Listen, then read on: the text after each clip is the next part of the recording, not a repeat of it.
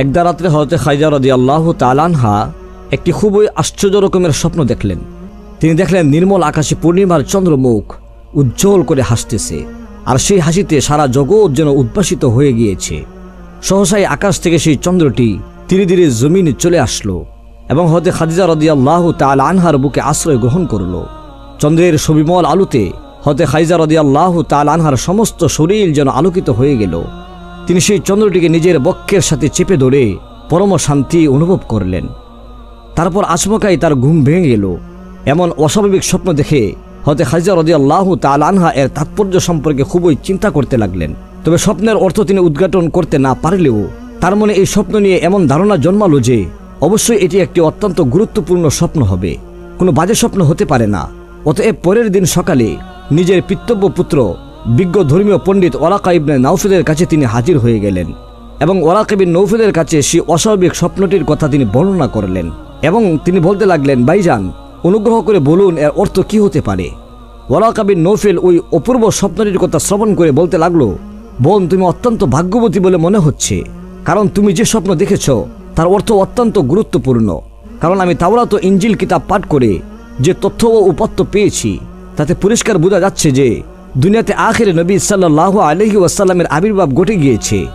আজ তোমার এই স্বপ্ন শ্রবণ করে একথা পরিষ্কার বোঝা যাচ্ছে যে তুমি সেই আখিরে নবী সাল্লাল্লাহু আলাইহি ওয়াসাল্লামকে স্বামিত্বে বরণ করতে যাচ্ছ, আর নারী পুরুষের ভিতরেই তুমি সর্বপ্রথম তাকে নবী বলে স্বীকার ও বিশ্বাস করবে এবং তার ধর্মও গ্রহণ করবে। পিতৃব্য পুত্রের কাছে নিজের স্বপ্নের এমন ব্যাখ্যা শ্রবণে হযরত খাদিজা রাদিয়াল্লাহু তাআলা আনহা খুশি মনে ঘরে ফিরে গেলেন। সেদিন থেকে হযরত খাদিজা রাদিয়াল্লাহু তাআলা আনহার হৃদয়ের মধ্যে একটি প্রচ্ছন্ন আশা অঙ্কুরিত হলো। ওই সময় বিশ্বনবী মহানবী সাল্লাল্লাহু আলাইহি ওয়াসাল্লামের বিবাহ করার বয়স হয়েছিল এবং তার ব্যবস্থা ও সমাধান করার দায়িত্ব ছিল তার প্রিয় চাচা আবু তালিবের উপরে। কিন্তু তার অধিক আর্থিক অনটনের জন্য তিনি তা পেরে উঠছিলেন না। মহানবী সাল্লাল্লাহু আলাইহি ওয়াসাল্লাম নিজেও যে চাকরিটি করছিলেন তার উপার্জনও ছিল অত্যন্ত নগণ্য, তাই তার নিজের পক্ষেও খরচপাত্রের যোগান দিয়ে বিবাহ করা সম্ভব ছিল না। আবু তালিব দায়িত্বশীল অভিভাবক হিসেবে ওই ব্যাপারে অত্যন্ত উদ্বিগ্ন এবং বিশেষভাবে চিন্তিত ছিলেন। একদিন তিনি তার ভাতিজাকে কাছে বসিয়ে তার সঙ্গে বিষয়টি খোলামেলা আলোচনা করলেন। তিনি বললেন, হে মোহাম্মদ, আমি তোমার নিকট খুবই লজ্জিত যে খরচের অভাবের জন্য আমি এখন পর্যন্ত তোমাকে বিবাহ করাতে পারলামই না, অথচ তোমাকে বিবাহ করানোর জন্য আমি খুবই ইচ্ছুক রয়েছি। আমার মনে একটি খেয়াল রয়েছে যে খুয়াইলিদের কন্যা খাদিজার বিরাট কারবার রয়েছে, তার সেই কারবার দেখাশোনা করার জন্য মনে হয় যোগ্য, সৎ ও অভিজ্ঞ লোকের প্রয়োজন হবে। যদি তুমি সেই পদে উপনীত হতে পারতে তাহলে এর বিনিময়ে তোমার কিছু ভালো উপার্জন হতো, তা দিয়ে তোমার বিবাহের ব্যবস্থা করতে পারতাম। অতএব তোমার কাছে আমার জিজ্ঞাসা এই যে তুমি হযরত খাদিজা রাদিয়াল্লাহু তাআলা আনহার ব্যবসায় নিযুক্ত হতে রাজি আছো কিনা। মহানবী সাল্লাল্লাহু আলাইহি ওয়াসাল্লাম তার চাচার মুখে এই কথা শুনে বলতে লাগলেন, চাচা যান, আপনি আমার গার্জিয়ান এবং পরম হিতাকাঙ্ক্ষী, অতএব আপনার যে কোনো অভিমতের সাথে আমি ঐক্যমত থাকব, এই বিষয়ে আপনি নিশ্চিত থাকুন। ওদিকে হযরত খাদিজা রাদিয়াল্লাহু তাআলা আনহা যেহেতু বিশ্বনবী সাল্লাল্লাহু আলাইহি ওয়াসাল্লামের প্রজ্ঞা ও যোগ্যতার খবর শুনতে পেয়েছিলেন, তাই এরই মধ্যে হযরত খাদিজা রাদিয়াল্লাহু তাআলা আনহা একদিন মহানবী সাল্লাল্লাহু আলাইহি ওয়াসাল্লামের নিকটে লোকদের মাধ্যমে তাকে ব্যবসায় নিযুক্ত করার প্রস্তাব প্রেরণ করলেন। মহানবী হযরত মুহাম্মদ সাল্লাল্লাহু আলাইহি ওয়াসাল্লাম এই বিষয়ে নিজের চাচা আবু তালিবের সঙ্গে আলোচনা করলেন। তারপর সেই লোকটিকে জানিয়ে দিলেন যে এই সম্পর্কে তিনি রাজি আছেন। কয়েকদিনের ভিতরে হযরত খাদিজা রাদিয়াল্লাহু তাআলা আনহা অনেক টাকা পয়সা ও ব্যবসা পণ্য দিয়ে মহানবী সাল্লাল্লাহু আলাইহি ওয়াসাল্লামকে ব্যবসার উদ্দেশ্যে সিরিয়ায় পাঠালেন। হযরত খাদিজাতুল কুবরা রাদিয়াল্লাহু তাআলা আনহা বিশ্বনবী হযরত মুহাম্মদ সাল্লাল্লাহু আলাইহি ওয়াসাল্লামকে কাজের সাহায্য ও তার সেবা যত্ন করার জন্য তার মাইসারা নামক একজন বিশ্বস্ত ও সুদক্ষ দাসকে এবং খুজাইমা নামক একজন কর্মদক্ষ আত্মীয়কে তার সাথেই পাঠালেন। তিনি তাদেরকে বলে দিলেন যে তোমরা উভয়ে তার সেবা যত্ন করবে, তার আদেশ ও উপদেশ মেনে চলবে এবং সদা সর্বদা তার সুবিধা এবং অসুবিধার দিকে খেয়াল রাখবে। বিশ্বনবী মুহাম্মদ সাল্লাল্লাহু আলাইহি ওয়াসাল্লাম হযরত খাদিজাতুল কুবরা রাদিয়াল্লাহু তাআলা আনহার ব্যবসার পণ্য নিয়ে সঙ্গে মাইসারা এবং খুজাইমা সহ একটি বিশাল ব্যবসার কাফেলার সাথে মিলিত হয়ে সিরিয়ার দিকে রওনা হলেন এবং তারপর যথাসময়ে সিরিয়ার অন্তর্গত একটি স্থানে উপনীত হয়ে একটি বিরাট বট গাছের নিচে তাদের তাঁবু গাড়লেন। ওই গাছটি বহুদিন ধরে পত্র, পুষ্প ও ফলহীন প্রায় মৃত অবস্থায় দণ্ডায়মান ছিল। কাফেলার লোকজন গাছটির নিচে তাঁবু গাড়ার সময় মহানবী সাল্লাল্লাহু আলাইহি ওয়াসাল্লাম ওই গাছটির একটি শিকড়ের উপরে বসে পড়লেন এবং তারপর বিশ্রাম নিলেন। কিন্তু কি আশ্চর্যের বিষয়, তিনি ওই গাছটির শিকড়ের উপর বসার সাথে সাথে সেই গাছটি একেবারে সজীব হয়ে উঠল এবং কিছু সময়ের ভিতরেই গাছ থেকে পুষ্প পল্লব উদ্গত হতে লাগলো এবং তা একটি সম্পূর্ণ তরতাজা গাছে পরিণত হয়ে গেল। নিকটস্থ লোকজন এই দৃশ্য দেখে খুবই হতবাক হয়ে গেল। ওই গাছটির কিছু দূরে বুহাইরা নামক একজন খ্রিস্টান ধর্মযাজক বাস করতেন। এই সংবাদ শুনে তিনি দ্রুত পদে ছুটে এসে দেখলেন যে সত্যি দীর্ঘকাল যাবৎ মৃতপ্রায় ওই বট গাছটি তরতাজা হয়ে তাতে পত্র পুষ্প ফল বের হয়েছে। বুহাইরা যাজক অবাক, তাই তিনি উক্ত কাফেলার প্রতিটি লোকের পরিচয় জিজ্ঞেস করতে লাগলেন, কেননা তার মনে দৃঢ় বিশ্বাস জন্মেছিল যে এই কাফেলার লোকদের মধ্যে নিশ্চয়ই একজন মহাপুরুষ রয়েছেন। এই গোপন উদ্দেশ্য মনে ধারণ করে তিনি সবার সাথে আলাপ করতে করতে অবশেষে হযরত মুহাম্মদ সাল্লাল্লাহু আলাইহি ওয়াসাল্লামের সাথে বিশেষভাবে আলাপ করে বুঝতে পারলেন যে অদূর ভবিষ্যতে এই যুবক শেষ জামানার নবী হবেন। খ্রিস্টান ধর্মযাজক পূর্ববর্তী আসমানি কিতাব ও ইঞ্জিলের বিশেষ অভিজ্ঞ ছিলেন, তাই তিনি এই সব কিছুই বুঝতে পারলেন। তিনি ইঞ্জিল কিতাবে শেষ নবীর যে আকৃতি এবং প্রকৃতির কথা পড়েছিলেন, হযরত মুহাম্মদ সাল্লাল্লাহু আলাইহি ওয়াসাল্লামের আকৃতি ও প্রকৃতির সাথে তার হুবহু মিল দেখতে পাচ্ছিলেন। তিনি বুঝতে পারলেন যে তার ধারণা পুরোপুরি ঠিক। এবার বুহাইরা অনেক সময় ধরে হযরত মুহাম্মদ সাল্লাল্লাহু আলাইহি ওয়াসাল্লামের সাথে আলাপ করে তার গভীর জ্ঞানের পরিচয় পেয়ে তিনি খুবই সন্তুষ্ট হলেন। তারপর তিনি মহানবী সাল্লাল্লাহু আলাইহি ওয়াসাল্লামের সাথী মাইশারাকে গোপনে ডেকে বললেন, তোমাদের সাথে হযরত মুহাম্মদ সাল্লাল্লাহু আলাইহি ওয়াসাল্লাম একজন সত্যিকারের মহাপুরুষ। ভবিষ্যতে এই ব্যক্তি হবেন আখিরি এবং শেষ নবী, অর্থাৎ বিশ্ব নবী। এদেশের খ্রিস্টান এবং ইহুদিগণ এর পরিচয় পেলে এর প্রাণনাশের চেষ্টা করবে, যেহেতু তারা জানে যে আখিরি নবী সাল্লাল্লাহু আলাইহি ওয়াসাল্লামের আবির্ভাব হলে তাদের প্রত্যেক ধর্ম বাতিল হয়ে যাবে এবং ওই ধর্ম দুনিয়ার সবখানে ছড়িয়ে পড়বে। তাই তোমরা দেরি না করে অতি সত্বর প্রত্যাগমন করে তোমরা দেশে চলে যাও। ধর্মযাজক বুহাইরার উপদেশক্রমে মহানবী হযরত মুহাম্মদ সাল্লাল্লাহু আলাইহি ওয়াসাল্লাম উল্লেখিত বর্ষা নগরেই দ্বিগুণ লাভে তার সমস্ত মালপত্র বিক্রি করে দেশের দিকে রওনা হলেন। ফেরার পথে মাইশারা এবং খুজাইমা লক্ষ্য করল যে মহানবী সাল্লাল্লাহু আলাইহি ওয়াসাল্লাম যে উটের উপরে আরোহণ করে রাস্তা চলছিলেন, ঠিক তার উপরে একখণ্ড মেঘ ছায়া দিয়ে তার সাথে সাথেই অগ্রসর হচ্ছে। মাইশারা ও খুজাইমা বাড়িতে গিয়ে হতে খাইজাতুল কুবরা রাদিয়াল্লাহু তাআলা আনহার কাছে উল্লেখিত গাছের ঘটনা এবং ধর্মযাজক বুহাইরার ভবিষ্যতের কথা এবং তার সাথে পথের মধ্যে হযরত মুহাম্মদ মুস্তাফা সাল্লাল্লাহু আলাইহি ওয়াসাল্লামের উপরে মেঘের ছায়া দেওয়ার কথা সবই খুলে বললেন। হযরত খাইজাতুল কুবরা রাদিয়াল্লাহু তাআলা আনহা এসব আশ্চর্য ঘটনা শ্রবণ করে বুঝতে পারলেন যে এই যুবক সত্যি শেষ নবী হবেন। যথাসময়ে মহানবী সাল্লাল্লাহু আলাইহি ওয়াসাল্লাম হযরত খাদিজা কুবরা রাদিয়াল্লাহু তাআলা আনহার নিকটে ব্যবসার হিসাব নিকাশ বুঝিয়ে দিলেন। খাদিজা রাদিয়াল্লাহু তাআলা আনহা দেখলেন যে মূলধনের প্রায় দ্বিগুণ মুনাফা হয়েছে। হযরত খাদিজা রাদিয়াল্লাহু তাআলা আনহা ব্যবসা আরম্ভ করেছেন অবধি কোনো ভারী তা এত পরিমাণ লাভ হয়নি। এতে খাদিজা রাদিয়াল্লাহু তাআলা আনহা বিশ্বনবী মুহাম্মদ সাল্লাল্লাহু আলাইহি ওয়াসাল্লামের উপরে এত বেশি সন্তুষ্ট হলেন যে তাকে তিনি তার ন্যায্য পাওনা ব্যতীত আরও অনেক টাকা পয়সা পুরস্কার স্বরূপ দিয়ে দিলেন। হযরত ওয়ারাকা ইবনে নওফলের কাছ থেকে নিজের পূর্বের সেই স্বপ্নের কথা জানার পর হযরত খাদিজা রাদিয়াল্লাহু তাআলা আনহা মহানবী হযরত মুহাম্মদ সাল্লাল্লাহু আলাইহি ওয়াসাল্লামের উপরে কিঞ্চিত একটা আকর্ষণ বোধ করছিলেন, যদিও তিনি তাকে কোনোদিনই আর এর পূর্বে দেখেননি। এবার তিনি তাকে দেখে তার কথাবার্তা শ্রবণ করে এবং তার আচার ব্যবহার এবং লক্ষণাদি লক্ষ্য করে এ সুধারণা জন্মেছিল যে মক্কা নগরীতে যদি কারো শেষ নবী হওয়ার যোগ্যতা থেকে থাকে তাহলে তিনি এই মুহাম্মদ ছাড়া নিশ্চয়ই অন্য আর কেউ হবে না। হযরত খাদিজা রাদিয়াল্লাহু তাআলা আনহা নিজেই খুব বিদুষী, বিচক্ষণ, বুদ্ধিমতী এবং দূরদৃষ্টি সম্পন্ন মহিলা ছিলেন। তাই তিনি হযরত রাসূল করিম সাল্লাল্লাহু আলাইহি ওয়াসাল্লামের অপূর্ব সত্যতা, বিশ্বস্ততা, আমানতদারি, বিনয়, নম্রতা এবং তার ব্যক্তিত্ব, সচ্চরিত্রতা এবং ন্যায়নিষ্ঠতা এসব দেখে তার উপর অধিক আকৃষ্ট হয়ে পড়লেন। তিনি যেন তার উপর কেমন একটা হৃদয়ের টান অনুভব করতে লাগলেন। এ সময় তিনি মনে মনে ভাবছিলেন যে যদি এই ব্যক্তি শেষ নবী হন আর আমি যদি তাকে স্বামী রূপে বরণ করে তার দাসী রূপে স্ত্রী হতে পারি তাহলে আমার মতো ভাগ্যবতী নারী শুধু আরবে কেন, সারা পৃথিবীতে আর কেউই হতে পারবে না। হযরত মুহাম্মদ সাল্লাল্লাহু আলাইহি ওয়াসাল্লাম পরম নিষ্ঠা ও সততার সাথে খাদিজা রাদিয়াল্লাহু তাআলা আনহার ব্যবসা সংক্রান্ত কর্মে সহযোগিতা দিয়ে যেতে লাগলেন। তার প্রত্যেকটি কাজের ভিতর দিয়ে সকল প্রকার গুণ, অনন্য চরিত্র এবং সত্যতা, নিষ্ঠা আর শ্রেষ্ঠ যোগ্যতার পরিচয় পাওয়া যেতে লাগলো। হযরত খাদিজা রাদিয়াল্লাহু তাআলা আনহা তার এসব গুণাবলী দেখতে পেয়েই তার উপর অধিক আকৃষ্ট হয়ে পড়লেন। এমনকি তিনি আর বিবাহ করবেন না বলে যে প্রতিজ্ঞা করেছিলেন তাও তিনি ভুলে গেলেন এবং বিবাহের মাধ্যমে নতুন করে সংসার করবেন বলে হযরত খাদিজা রাদিয়াল্লাহু তাআলা আনহু দৃঢ় সংকল্প করলেন। নাফিসা নামে হযরত খাদিজা রাদিয়াল্লাহু তাআলা আনহার জৈনিক বুদ্ধিমতী পরিচারিকা ছিলেন। হযরত খাদিজা রাদিয়াল্লাহু তাআলা আনহা একদিন তার কাছে নিজের মনের কথা উপস্থাপন করলেন। তার কথা শুনে নাফিসা তাকে বললেন, আপনার আর কিছুই বলতে হবে না, আমি এর জন্য সব কিছুর ব্যবস্থা করে দিচ্ছি। তারপর একদিন নাফিসা মহানবী হযরত মুহাম্মদ সাল্লাল্লাহু আলাইহি ওয়াসাল্লামের কাছে উপস্থিত হয়ে প্রথমত ব্যবসা সম্পর্কিত আলাপ আলোচনা করে তারপর কথায় কথায় হযরত নবী করিম সাল্লাল্লাহু আলাইহি ওয়াসাল্লামকে এখনও তার বিবাহ না করার কারণ জিজ্ঞেস করলেন।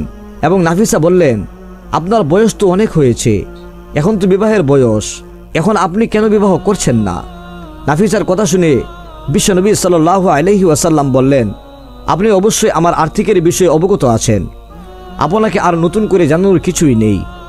এই উত্তর শুনে নাফিসা বলল, মনে করেন যদি কোনো সুন্দরী, বুদ্ধিমতী এবং বিরাট দানশীলিনী এমন কোনো মহিলা আপনাকে বিবাহ করতে রাজি হয় আর বিবাহ বাবদ আপনার সকল খরচ বহন করতে থাকে, তাহলে কি আপনি এই ধরনের বিবাহ করতে রাজি আছেন? এবার হযরত মুহাম্মদ সাল্লাল্লাহু আলাইহি ওয়াসাল্লাম নাফিসাকে জিজ্ঞেস করলেন, কে এমন মহিলা যে আমার জন্য এত কিছু করতে প্রস্তুত হবে? রাসূল আকরাম সাল্লাল্লাহু আলাইহি ওয়াসাল্লামের এই কথা শুনে তখন ওই নাফিসা বলতে শুরু করলো, সেটা তার বাবার কথা, আপনার নয়, আপনি কেবল আপনার মতামতের কথা আমাকে বলুন।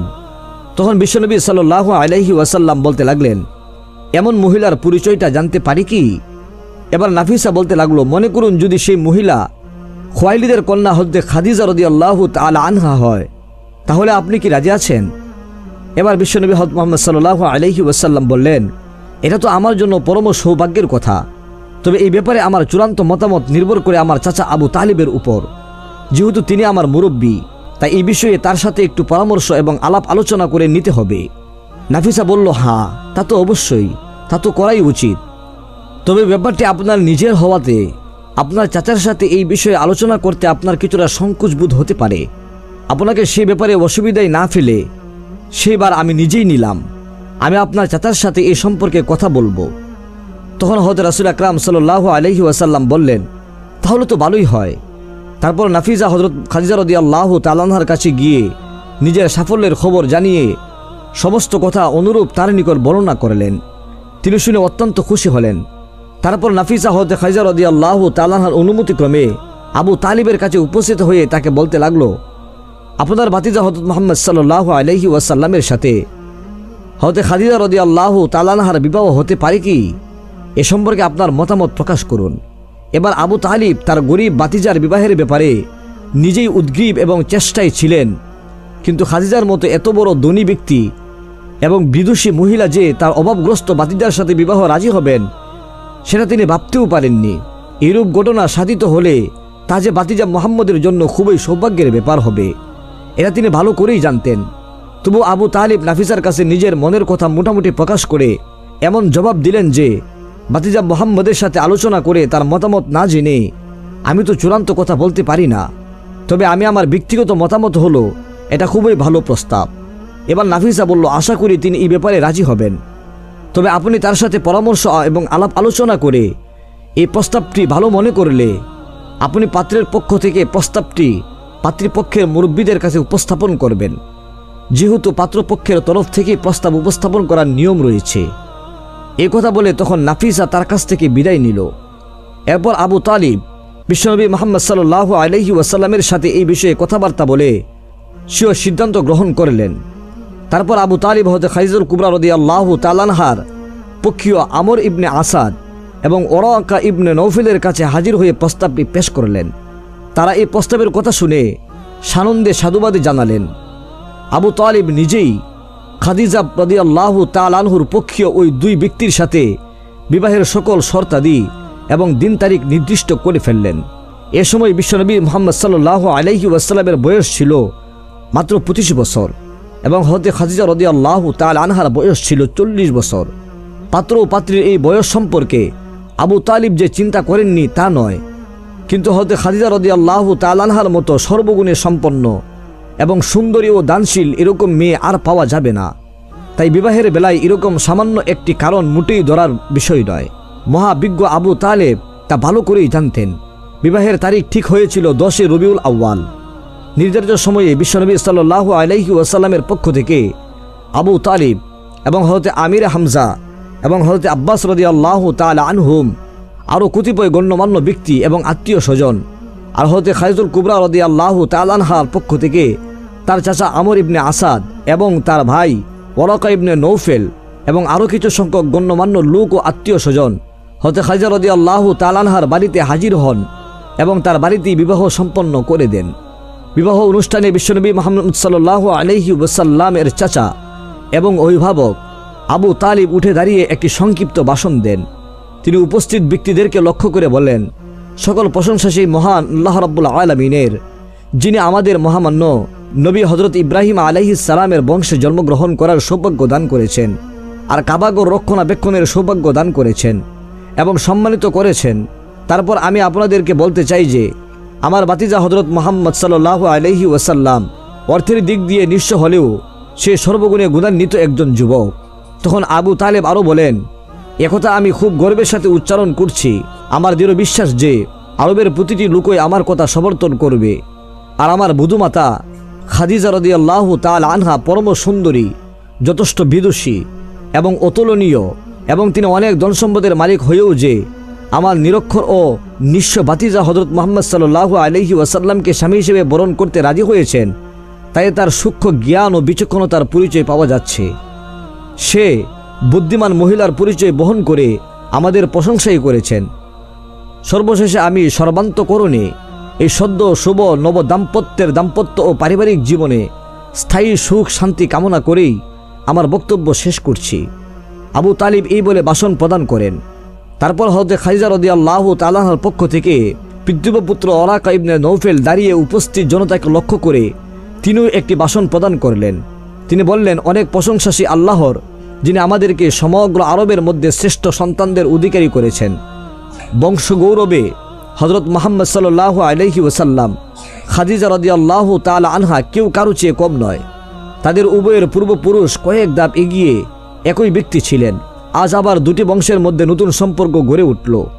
আমারও দৃঢ় বিশ্বাস এই যে এই বিবাহের সম্মতি দান করে আমরা কেউই ভুল করিনি, বরং উভয় পক্ষই সাফল্য অর্জন করেছি এবং লাভবান হয়েছি। আমাদের বংশ গৌরবের চেয়ে হাশিমিদের বংশ মর্যাদা অনেক ঊর্ধ্বে, তা স্বীকার করতে আমাদের কোনো দ্বিধাদ্বন্দ্ব নেই।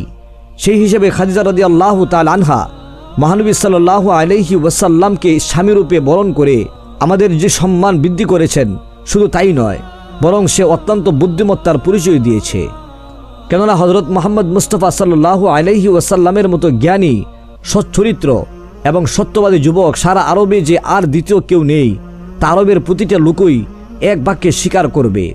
তিনি আরও বলেন, উপস্থিত পুরুষ ভদ্র মহোদয়গণ, আমি আপনাদের সবার সম্মুখে মহানবী হযরত মুহাম্মদ সাল্লাল্লাহু আলাইহি ওয়াসাল্লাম ইবনে আব্দুল্লাহর হাতে খাদিজা বিনতে খুয়াইলিদকে শুভ পরিণয় সূত্রে আবদ্ধ করে দিলাম। আমি মহান আল্লাহ পাকের দরবারে দোয়া জানাচ্ছি যে আমাদের এই পাত্রপাত্রীর নির্বাচন সার্থক হোক, আর এই নব দম্পত্যের জীবন সার্থক ও শান্তি সুখে ধন্য হয়ে উঠুক। মহানবী হযরত মুহাম্মদ সাল্লাল্লাহু আলাইহি ওয়াসাল্লামের সাথে হযরত খাদিজাতুল কুবরা রাদিয়াল্লাহু তাআলা আনহার এই বিবাহের ফলাফল সত্যি সত্যি মধুর এবং শান্তিময় হয়েছিল। দাম্পত্য জীবনে তাদের মতো সুখী দাম্পত্য পৃথিবীতে আর অন্য কেউ হয়নি। বিবাহের পর হযরত খাদিজাতুল কুবরা রাদিয়াল্লাহু তাআলা আনহা আবু তালিবকে এত অধিক পরিমাণে আর্থিক সাহায্য দান করেছিলেন যে তা দিয়ে ব্যবসা বাণিজ্য করে তিনি পরবর্তী জীবন অত্যন্ত সুখে এবং স্বাচ্ছন্দ্যে অতিবাহিত করেছিলেন। বিবাহের পর হযরত খাদিজা রাদিয়াল্লাহু তাআলা আনহা তার প্রচুর ধন সম্পত্তির সমস্তই স্বামী হযরত মুহাম্মদ সাল্লাল্লাহু আলাইহি ওয়াসাল্লামের হাতে তুলে দিলেন এবং খাদিজা রাদিয়াল্লাহু তাআলা আনহা আরও বললেন যে আমার এই অর্থ সম্পদের একমাত্র মালিক হচ্ছেন আপনি এই ধন সম্পদ এখন যেমন করে ইচ্ছা ব্যবহার ও খরচ করতে পারেন। বিশ্বনবী সাল্লাল্লাহু আলাইহি ওয়াসাল্লাম কোনোদিনই এই ধন সম্পত্তির প্রতি আকৃষ্ট ছিলেন না। তিনি যে উদ্দেশ্য সাধন করতে দুনিয়ায় এসেছিলেন ধনসম্পদ তার অন্তরায় হতে পারে না। সুতরাং তিনি স্ত্রী হযরতে খাদিজাতুল কুবরা রাদিয়াল্লাহু তাআলা আনহার ধনসম্পদ দুই হাতে গরিব দুঃখীদের মাঝে বিতরণ করে দিলেন। হযরতে খাদিজাতুল কুবরা রাদিয়াল্লাহু তাআলা আনহা এতে কোনো রকম অসন্তোষ প্রকাশ করেননি, বরং তিনি খুবই খুশি হলেন। মহানবী সাল্লাল্লাহু আলাইহি ওয়াসাল্লাম এবং তার স্ত্রী হযরতে খাদিজাতুল কুবরা রাদিয়াল্লাহু তাআলা আনহার পারিবারিক জীবনে কোনো দিন সামান্যতম মাত্র মনোমালিন্য কিংবা কলহের সৃষ্টি হয়নি। চির সুখ ও অনাবিল শান্তির মধ্যে অতিবাহিত হয়েছিল তাদের পারিবারিক জীবন। প্রিয় দর্শক, এটাই ছিল হযরত মুহাম্মদ সাল্লাল্লাহু আলাইহি ওয়াসাল্লামের সাথে হযরত খাদিজাতুল কুবরা রাদিয়াল্লাহু তাআলা আনহার বিবাহের ঘটনা। এই ঘটনাটি যদি আপনাদের কাছে ভালো লেগে থাকে তাহলে অবশ্যই ভিডিওটিতে একটি লাইক দিয়ে আমাদের এই চ্যানেলটি সাবস্ক্রাইব করে দিবেন। আপনার মূল্যবান মতামত জানানোর জন্য অবশ্যই আমাদেরকে কমেন্ট করে জানিয়ে দিবেন। দেখা হচ্ছে পরবর্তী ভিডিওতে। ততক্ষণ পর্যন্ত আল্লাহ পাক রব্বুল আলামিন আমাদের সবাইকে ভালো রাখুন, সুস্থ রাখুন। আল্লাহ হাফিজ। আসসালামু আলাইকুম।